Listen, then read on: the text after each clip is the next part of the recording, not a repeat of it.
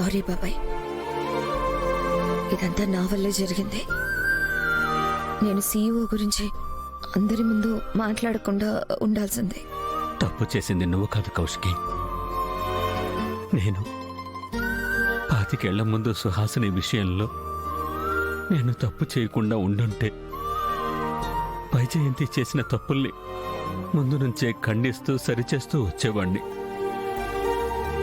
కానీ తప్పు చేసిన నాకు వైజయంతి తప్పుని సరిదిద్దే అధికారం లేదని ఊరుకున్నాను.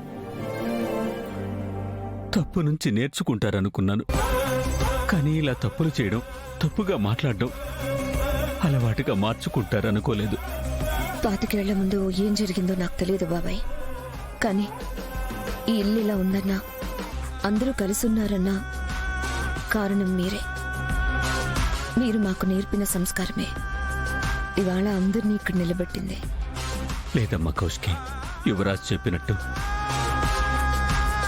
నిజంగా నా చావుతోనే ఈ ఇంటికి మనశ్శాంతి వచ్చేలా ఉంది. బాబాయ్ ప్లీజ్. నాన్న ప్లీజ్, ఇంకొకసారి ఆ మాట అనకండి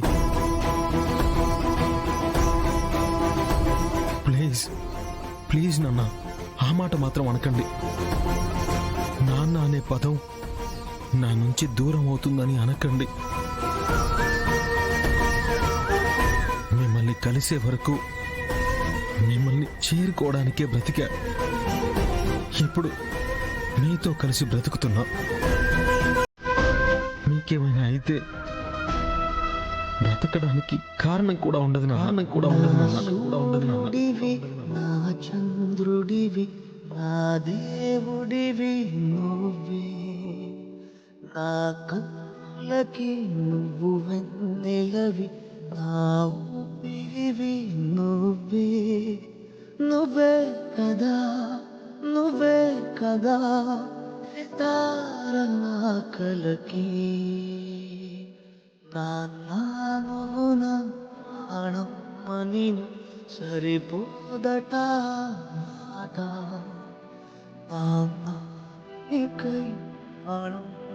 కూర్చున్నా. ఇదిగో ఇది నా మాట. యువరాజ్ మాట జారినప్పుడు కేదార్ కోప్పడి తప్పు చేశాడు వినా. కుదిరితే మమ్మల్ని క్షమించండి. సారీ నాన్న, తమ్ముడి మీద చేయి చేసుకోవాలన్నది నా ఉద్దేశం కాదు. కానీ వాడలా మాట్లాడగానే కోపంలోనే కొట్టడానికి వెళ్ళిపోయాను. కారణం ఏదైనా యువరాజు ఆవేశాన్ని నీ ఆలోచనతో ఆపుతావని ఇన్ని రోజులు ఊరుకున్నాను. కానీ నువ్వు కూడా ఇలా అర్థం లేని ఆవేశానికి లోనవుతావు అనుకోలేదు. అందుకే క్షమాపణ చెప్పడానికే వచ్చాడు. ఇంకోసారి ఇలా అవ్వకుండా చూసుకుంటాడు. సరే జగదాత్రి, యువరాజ్ అందరినీ ఇక్కడ చూసి మళ్ళీ గొడవ పెట్టకముందే మీరు మీ రూమ్కి వెళ్ళిపోండి. సరే అక్క.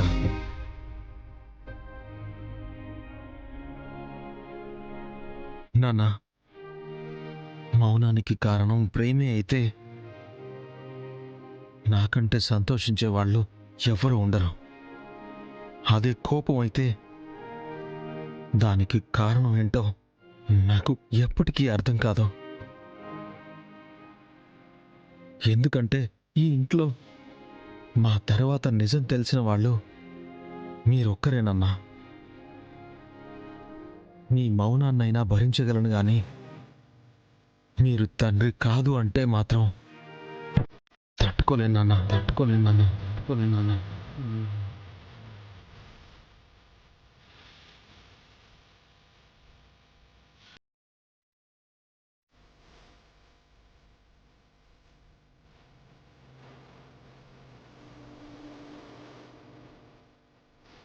అన్నదమ్ములు కలిసి ఉండడానికి తండ్రి కారణం అవ్వచ్చు, కానీ ఇలా కొట్టుకుని విడిపోవడానికి అవ్వకూడదు కౌశికి. అదే జరిగితే ఆ తండ్రి రోజు చస్తూ బతుకుతాడు. మీకు తెలియకుండానే కేదార్ మీ కొడుకుని ఒప్పేసుకున్నారు బాబాయ్. నిజం చెప్తే కుటుంబం బాధపడుతుంది, చెప్పకుండా కొడుకు బాధపడతాడు. మీకేం చెప్పోదార్చాలో కూడా తెలియడం లేదు.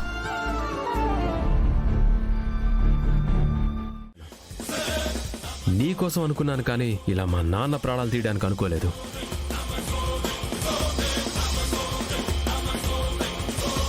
నేనేం మెడికల్ కవర్ తీసుకుని రాలేదే.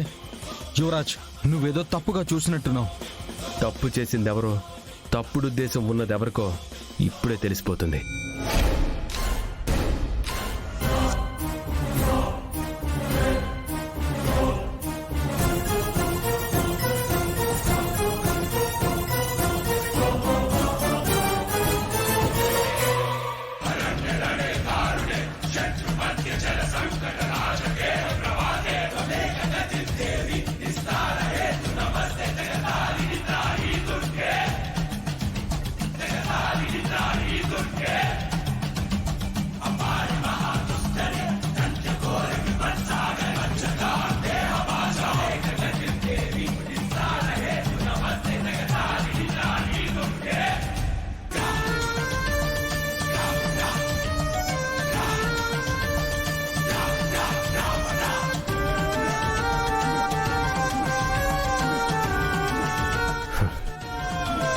ఏంటిది?